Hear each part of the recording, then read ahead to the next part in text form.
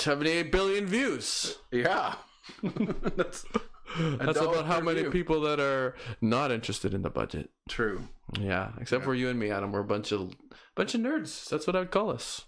Yeah, budget nerds. Budget nerds, political nerds. Mm-hmm.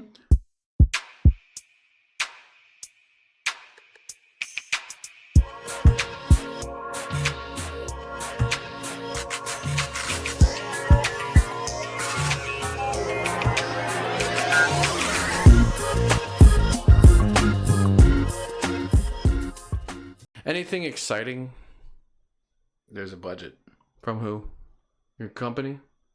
The Liberal government. The government of Canada? Yeah, with that champagne guy. Champagne. Yep. Did they have champagne? I assume they probably celebrated their whatever victory they think they have. They haven't even actually passed that budget yet, but they have tabled the random stuff and we'll just discuss whatever we see written in it.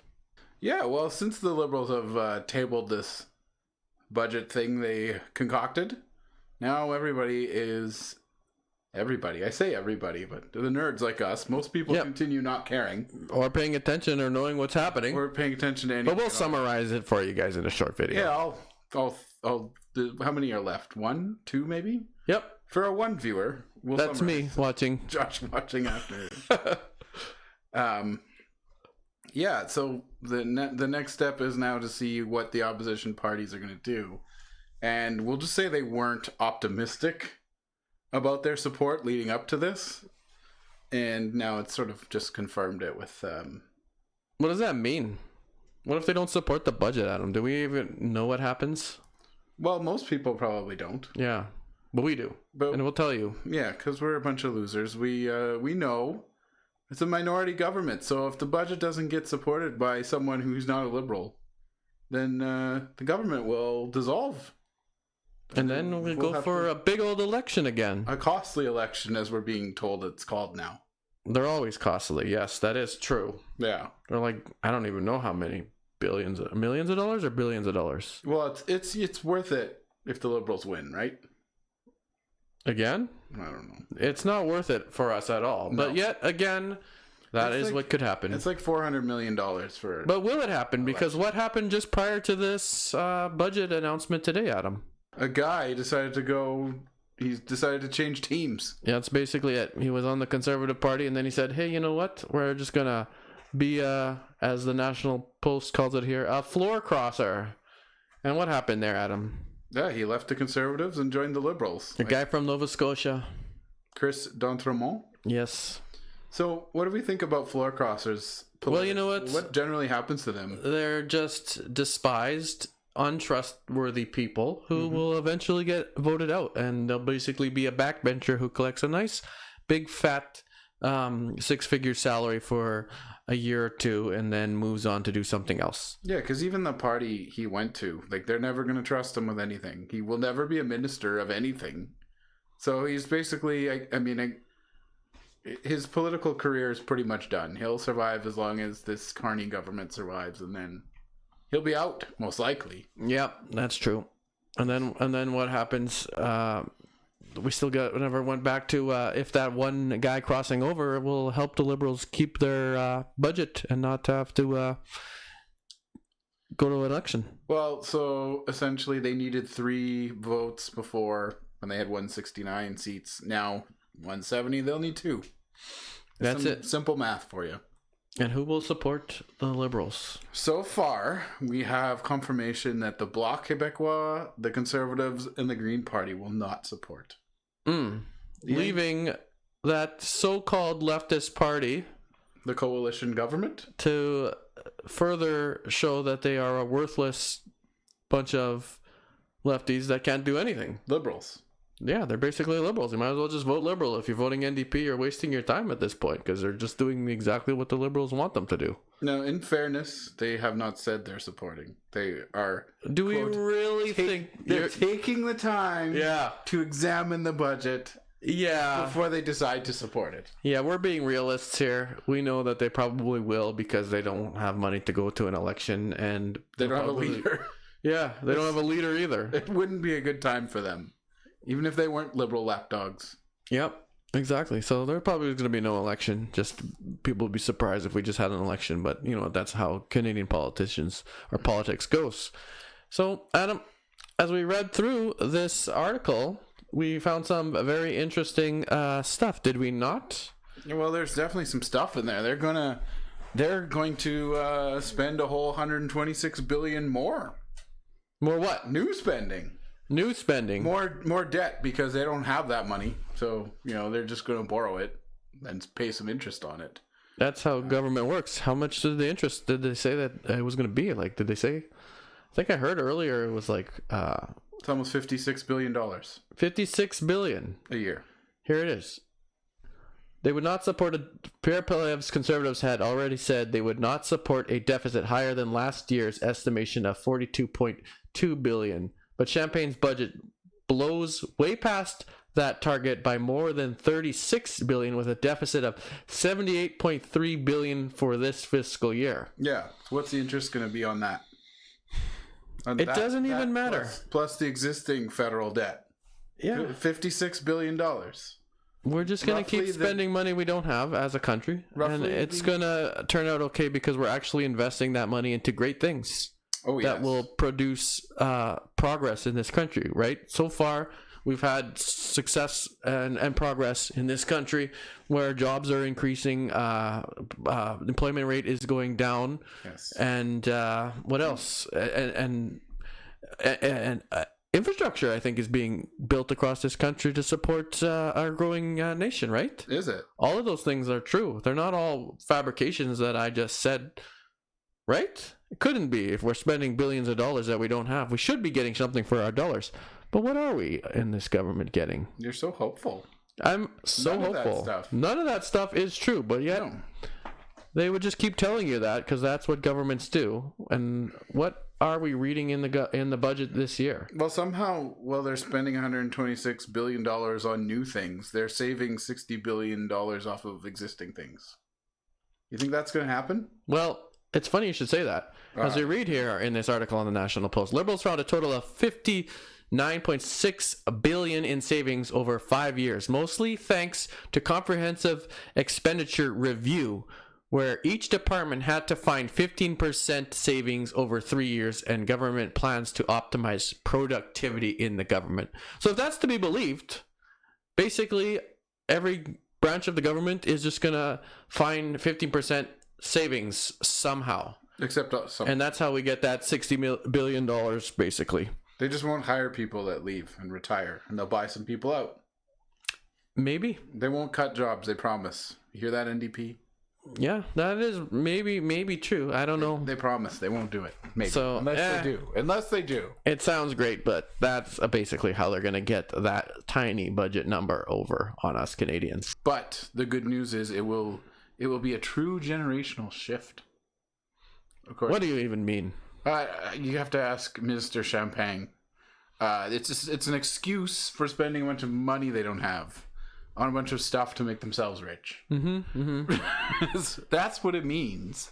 I don't even know what that even means. It's like buzzwords that the government likes to say because they're basically thinking to themselves, you know what, it's fluff. It's fluff. But mostly they just give us fluff now. Like it's very rare for us to get any actual information. Yeah, we can't even find, as we talk here and look to find the solid facts of a budget. When you say a budget, you'd be like, when you do your household budget, it's like, I got to do like $200 for water and I got to do this for electrical and whatever. And you actually see numbers.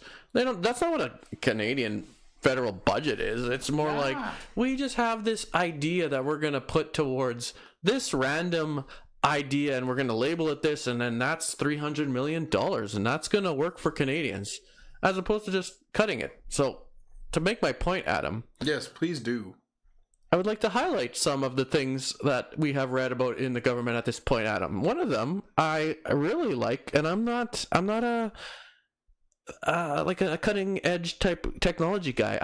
I hear about stuff, I read it, I'm interested, and I rely on you to explain this to me, Adam. Here we go. The government will strive to adopt artificial intelligence, AI, to enhance productivity and improve services in the public service with the help of a Made in Canada AI tool.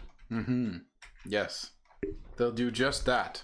And if you want to know what that means, Josh, That's what I'm asking you. You're the cutting edge guy. they have given us a perfect example of what they will do. All you need to do is refer back to the Arrive scam situation. What is that? Where they just paid a whole bunch of money to this company, i.e. two random guys, to be consultants to develop an app for some COVID nonsense.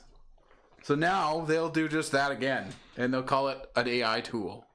They'll pay someone a whole bunch of money to develop something that probably won't work well and no one will really use, but they'll tell us how great it is and how it's made things so much better, and how we have the strongest economy in the G7 because of it. But it won't be anything, and it'll cost a ton of money. And it'll be another scandal, I'm sure. What is the truth of AI, Adam? Can AI increase productivity in the corporate sector as opposed to the government? And what happens when you invoke actual productive AI? It tends to make you much more efficient in your work and help. If in the case of me, it helps me find answers a lot quicker than when I am. Previously, if I was Googling something, now these days, you are subjected to a whole bunch of random information. Is there a downside to AI? Is there a downside to it? Oh, there's a downside to everything. The downside to AI right now is if you ask it a question, it might just make up some crap. But can AI be productive enough that we lose out on jobs? Amazon is trying to show us that it is, so we'll see how that goes. I would say we're not really at that point yet. Amazon's talking about AI and they're laying off their staff, and then they have a giant outage that takes down half the internet. So you be the judge. But since 2016, we heard that the government has inflated its bureaucracy by, I can't even remember them, 70% or something ridiculous like that we were hearing from the Taxpayer Federation. Sure. So if that really is the case, and we really don't have productive services, i.e. the passport offices that we recently seen in years previous here. How about trying to call the CRA? Oh, those guys too. 20-something% of the time they get it right every time. 17. 17%. Don't give them that extra 3%. Yeah. If you can get through to them. So they have more employees and they're less productive. I think maybe an AI tool would be a better investment than the amount of people that they hired that aren't really effectively doing much for half of the government services out there. Yeah, a good one, not whatever poorly written nonsense they'll get. The Made in Canada one that we really trust will be great. I'm sure they'll spend multiple millions of dollars on it and it won't even work right. Well, also, Adam, there's one little note here. They're sunsetting a program that I criticized previously. Is it the trees? It's the trees. 2 billion trees program. I don't know how much that program actually costed, but they're finally saying enough of that wasteful spending. Mm-hmm. They're gonna probably what do you think? It probably is the 2 million trees. Yeah, it's probably more accurate, but they promised to plant 2 billion trees, and now they have probably got only maybe 10% of that of trees that actually survived. But they planted the 2 billion. Yeah, well, why would you say it's wasteful? Yeah, because planting trees is good, right? It is good. But as the program stated, it is planting of 2 billion trees. It wasn't actually maintaining those trees. No. They can be dead after. Yeah, they can be dead as soon as... Lots of Lamar. You put them in the ground, they fall over dead. As soon before you even walk away. You planted it, it counted. And that's how the effective government spending is. It's an apropos example of the government programs, really. Generally, the government is bad at doing things. Mm-hmm. They need to... they have their certain things that they need to look after, and then they should just stay out of everything else. They don't do things well. When they try to consolidate all the money and all the power and then control everything, then many things will be done poorly. Well, they have promised a small thing for you Canadians out there, and that is right here in the article we're reading. The budget reserved even more money, $2.4 billion this year alone, to help workers who have lost their jobs because of trade disputes either acquire new skills, benefit from more flexible employment insurance, and find a new career. So the billions of dollars that Canadians get to have spent on whatever program, the people who actually need it, who are unemployed, get a measly small portion of the budget of only $2.4 billion.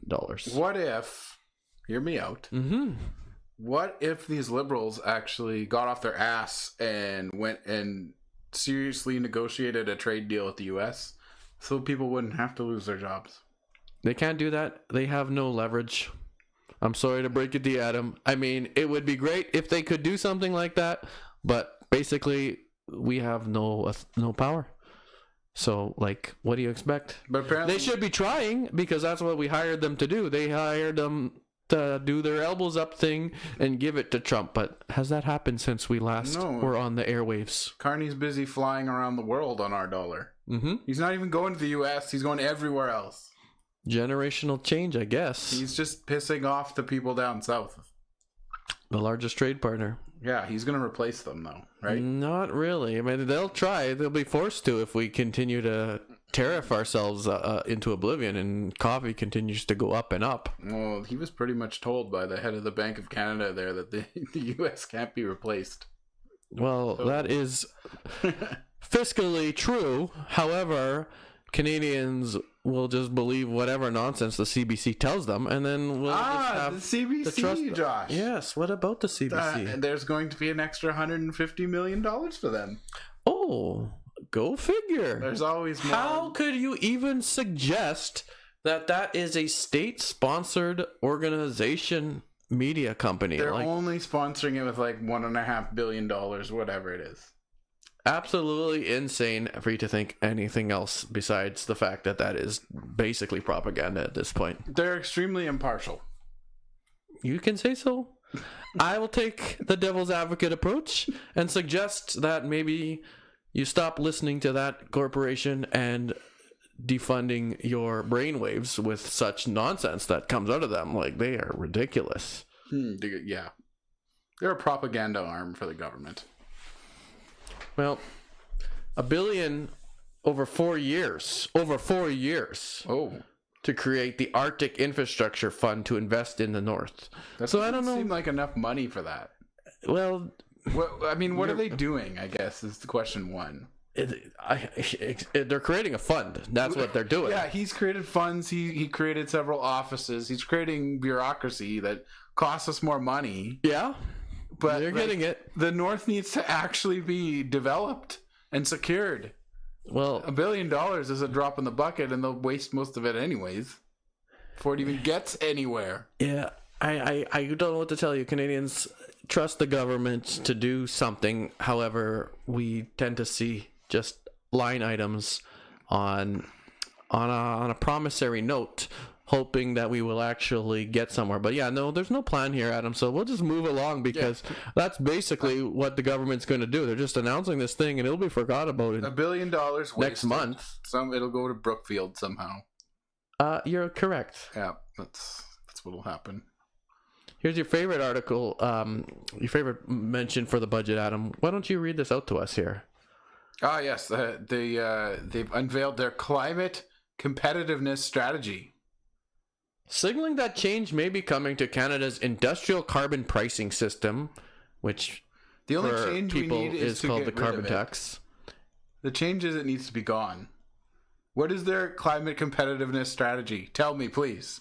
Sounds like buzzwords that don't mean anything at all. I mean, the National Post in here may be hopeful and suggest that oil and gas emissions caps may simply disappear. Let's expand on why the National Post may be so hopeful to think that. Why would it disappear? Well, they're saying that it may disappear because they're going to impose other nonsense that will make the cap irrelevant. That could be true. I mean, I would be so hopeful to think that we would at least do away with all that extra tax so we could become competitive with the U.S., who does not have such measures in place to handicap Canadian business, but I'm naive to think that. The carbon tax?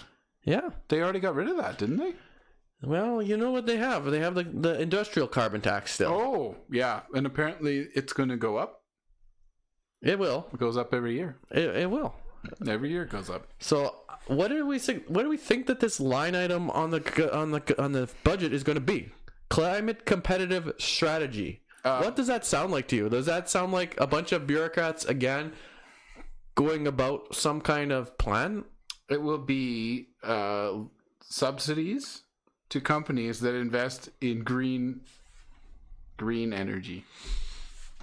And how does government subsidies work here in Canada? I would just like to point to some recent situations where we subsidized some corporations to ensure jobs in Canada. Yeah. Have we done that recently? I think so. What was the latest one? We could ask Stellantis about it. Stellantis. What's Stellantis? It makes your Dodge Ram. And where do they make Dodge Rams? I don't know, actually. Well, Stellantis operated in Ottawa. Okay. And they will no longer be operating in this country because they got a robocall saying we will be investing our company into the USA. Yeah, that was... Despite the fact that, as we are talking here, a subsidy was given to that corporation previously. Yeah, and the way they let those people know about this is brutal, as you alluded to with the robocall. That's business. Like, That's brutal. It is brutal. But I'm more concerned with the fact that, I mean, it sucks for those guys. I feel for people who have to lose their jobs.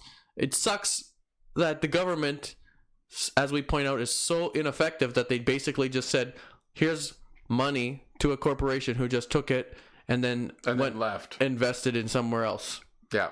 They're going to invest $13 billion in the U.S. You can't buy companies with these climate competitive strategies and subsidies or whatever they're doing. So people will just take it for their companies and move along, but it's not really producing any productivity here in Canada. That's a great point. And I think there's like more to be said on that, because in Canada, we seem to think, or at least with these liberals in charge, that we can just decide that there's a demand for an industry and that we will create it by throwing billions of subsidies at companies to make it happen.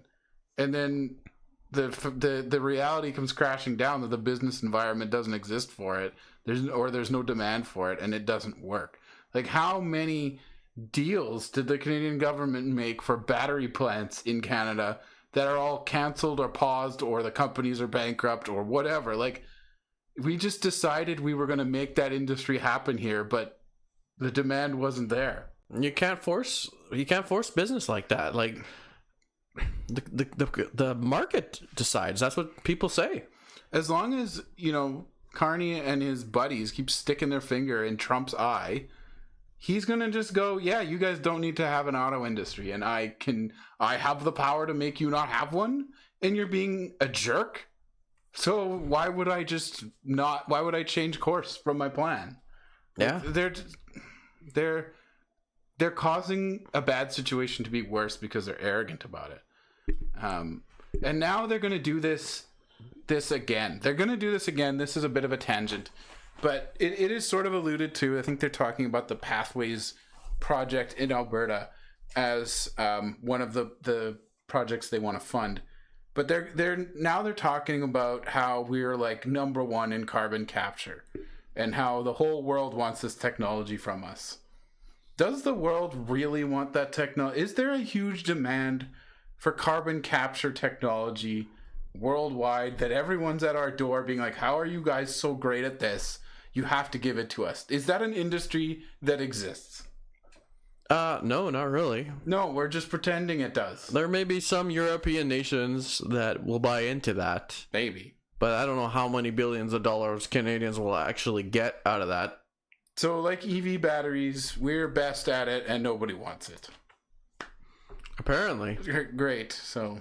Well, Adam, we're basically pigs at the trough of the all-powerful government at this point. Canadians don't tend to realize it, but we basically sit there asking for handouts of our own money rather than just asking for lower taxes and affordability in our homes and in our communities here. Yeah, to the point now where if you get a, conservative comes out and says, well, we want to get you guys tax cuts, people are like, why would you cut taxes? You're going to cut something I want.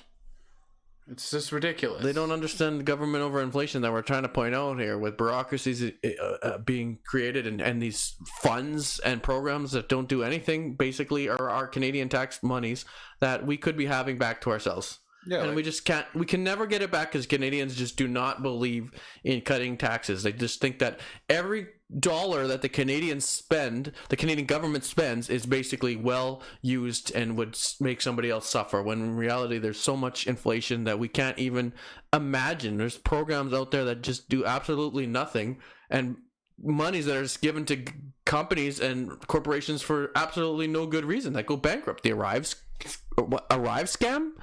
Everything like that was just how many millions of dollars went to some kind of app development thing that was said that could be done for like a fraction, like a 5% of the actual cost that the Canadian government actually gave into that program. Like I think it was 30 million that they were able to trace, and they suspected there was more.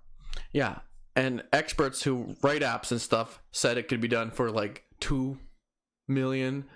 If that. It could probably be done for a few $100,000. Some experts have said that, yes. That's what I'm saying. I'm being a little bit more conservative on my numbers and saying like it could have been a bigger number, just maybe from a big corporation. But how does Trudeau come into office? Maybe he's worth a couple million and he leaves and he's worth $100 million plus.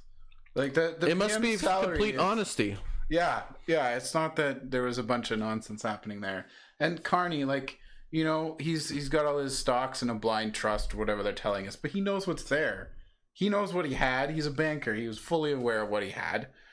He just because it's in a blind trust doesn't mean he doesn't own it anymore. He knows damn well that every time Brookfield gets some kind of deal, he makes millions in the stock market. Like, he knows all this. We need to open our eyes to it. This man is enriching himself, and he's doing it at our expense. Yeah, I point out to the fact that we are losing money in these trade talks with the U.S. and other countries, and the fact that the government only spends a small portion of the budget to give people a little bit extra in unemployment insurance, basically, and maybe some education, and basically the rest of it you'll take on yourself by moving and trying to find a job or taking up a second job and working your ass off harder, as opposed to simply having or as opposed to simply asking for tax relief in the system that is heavily overinflated. But I don't know anything because this toque is obviously dumber than taxes. He's got the old dumb beanie. Yeah, and and how about everywhere Carney goes to make a deal, we end up with higher tariffs or a worse deal from that place. Like what is he really doing? What is he really negotiating, right? It doesn't make any sense. Well, on that note, Adam, I would just like to say that the budget has come out. Hopefully something will happen, but as we know, Canadians will be blind to this, and we'll just bumble along talking about whatever happens in the next issue of politics. I would just like to say thanks for joining us on this Leak Spec podcast. And we're back.